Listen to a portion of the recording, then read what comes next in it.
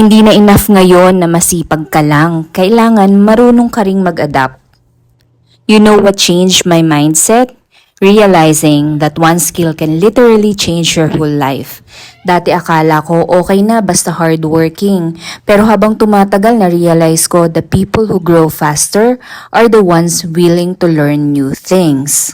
Hindi kailangan expert agad. Hindi kailangan perfect. Sometimes, one small skill lang talaga starts everything.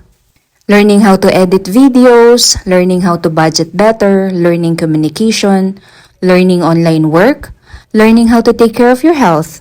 These things may look small, pero over time, they quietly improve your confidence, income, mindset, and lifestyle. And honestly, learning new skills is also self-respect.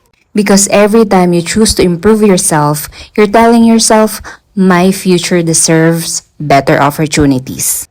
Hindi naman race ang growth. Some people learn skills in school, some people learn through YouTube, experience, mistakes, heartbreaks, or starting over. And that's okay. What matter is, hindi ka tumitigil matuto.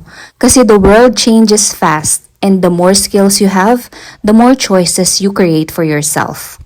More freedom, more confidence, more chances to build the life you want. So if you're currently learning something new right now, kahit mabagal, kahit beginner ka pa lang, keep going.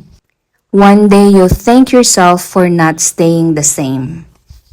At ang sarap sa feeling na meron kang na-achieve kahit na maliliit na bagay lang. Talagang nakaka-build siya ng confidence. Ikaw, anong skill ang gusto mong matutunan this year? Comment mo naman sa comment section para ma-inspire din kami.